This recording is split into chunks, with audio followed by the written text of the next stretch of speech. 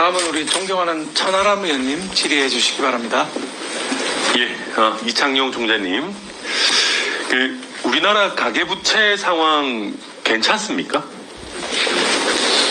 구성면이나 위험성에 봐서는 괜찮지만 장기적으로 이것이 더 늘어날 경우에는 위험도 증가할 수 있고 성장에 네거티브한 영향을 줄 수 있기 때문에 줄여가야 된다고 생각합니다. 그러니까 사실 저도 지금 보니까 가계부채 전체 분 같은 경우는 지금 조금 잡혀가고 있는 것 같은데, 이번에 올해 1분기 보면 지금 주택담보대출 같은 경우에는 1분기에만 12.4조나 증가를 했습니다. 그래서 이 부분 이제 특히 주택담보대출의 급속한 증가에 대해서 혹시 한국은행 어떤 생각 가지고 계십니까?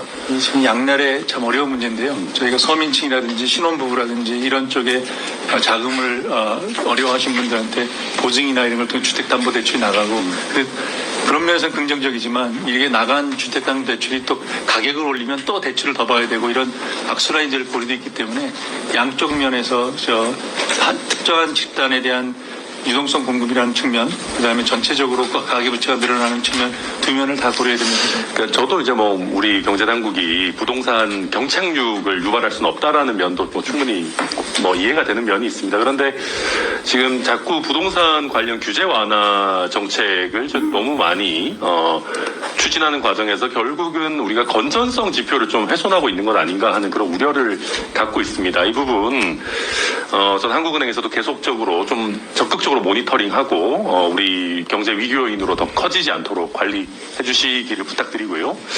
그 다음에 사실 우리 경제 리스크 요인이 가계부채뿐만 아니라 부동산 PF 부분이 대표적일 겁니다.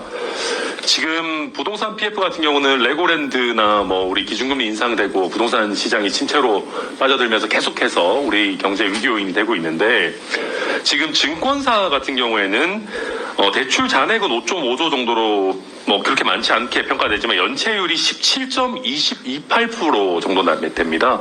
그리고 사실 잘 아시겠지만은 증권사 같은 경우에는 대출뿐만 아니라 보증 잔액 같은 경우도 많지 않습니까? 그래서 이런 부분들 지금 고려하실 때 우리 부동산 PF 적정하게 관리되고 있다라고 평가하십니까? 1년 반 전에 비해서 저는 그동안의 정책 효과가 나고 있다고 생각하고요. 아직 끝나진 않았지만 연착륙 가능성도 많이 높아졌고, 지금 저희가 금융위와 금감원이 추진 중인 구조조정안이 제대로 되면 순조롭게 구조조정이 될 것으로 기대하고 있습니다. 근데 이제 저도 보다 보니까 이제 금감원의 여러 증권사의 이제 연체율이라는 이런 통계들 보면 여러 이유가 있겠지만 이제 업종별로 은행, 증권별로 연체율이나 이런 부분들은 공개하지만 사실 개별 회사의 위험도나 연체율 같은 것들은 공개하지 않고 있습니다. 그런데 총재께서도 잘 아시다시피 요즘 보면 거의 꼬리가 몸통을 흔들듯이 한 금융회사의 위기가 사실 굉장히 큰 경제 전반의 위기로 다가오는 경우들이 적지 않습니다. 리먼 브라더스나 실리콘밸리 은행이라든지 우리도 레고랜드도 있을 것이고 예전에 동양증권 사태 같은 것도 있을 겁니다. 그래서 이런 상황에서 저는 최근에 관심 갖고 보는 게, 요즘 금융감독 업무가 주로 금감원에서 하고 있지만 사실 한국은행 같은 경우에도 그 공동검사 권한을 가지고 계시지 않습니까? 그런데 제가 살펴보니까 2019년도 정도까지에는 한은에서 보통 이제 은행 16개사, 증권사는 한 3개사 정도씩으로 계속 공동검사를 해오셨는데, 지금 2022년 이후에 보면은 그 공동검사를 수행한 사례가 확 떨어졌습니다. 한 절반 이하로 떨어진 경우들이 꽤 보이는데, 지금 이렇게 부동산 PF 부실이라든지 이런 게 우리 거시경제에 큰 위협이 되는 상황에서 공동검사를 좀 축소하시는 거는 직무를 조금 소홀히 하고 계신 것으로 저희가 봐야 될까요? 어떻게 보십니까?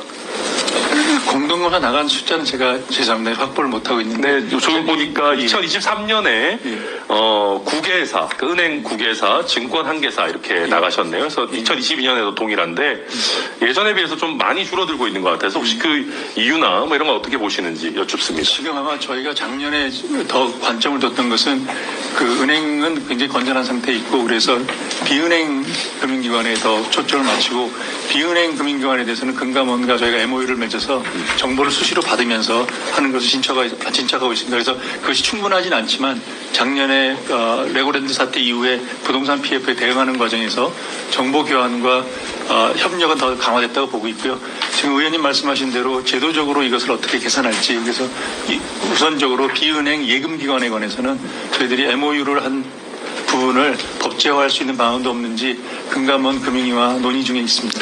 그래서 사실 저는 이게 약간 뭐 너무 학술적으로 우리가 가서는 안 되지만은 사실 금융이나 금감원 같은 경우에는 대통령의 임명권이 굉장히 강한 기관이고 정부의 정책 기조에 따라 가지고 좀 휩쓸리는 경향들이 있는 것 같습니다. 뭐 예를 들어서 예전에 이제 뭐 이명박 정부 때 같으면 저축은행을 굉장히 또 이렇게 하다 보니 저축은행 부실도 있었던 적이 있고 박근혜 정부 때도 사실 빚내서 집사라는 정책을 거치면서 그것이 금융권 감독을 하는데도 영향을 미쳐온 것 같습니다. 사실 우리 총재께서는 과거에 초대 금융위원회 부위원장도 하시고 지금은 또 한원 총재를 맡고 계시는데 지금 금융위와 금감원 같은 굉장히 사실상 단임제에 가까운 그러니까 대통령의 임명권이 굉장히 강한 이런 기관들이 지금 금융감독을 하고 있는 현재 금융감독 체계에 대해서는 어떤 견해를 가지고 계십니까?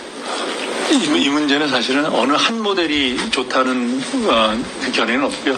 저희 우리나라도 여러 시스템을 바꿔가면서 하고 있고 다른 나라의 경우에도 중앙은행이 주로 감독을 하다가 네. 이게 바뀌었기 때문에 최근에 영란은행도 이렇게 하고 네. 그렇지만 지금 한국은행 입장에서는 그런 걸 다 고려하더라도 한국은행의 감독 기능이라는 것이 은행으로만 한정돼 있었습니다.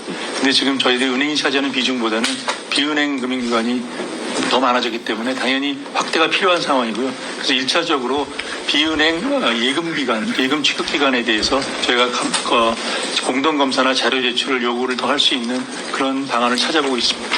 예, 이상입니다. 예, 전하라 의원님 수고하셨습니다.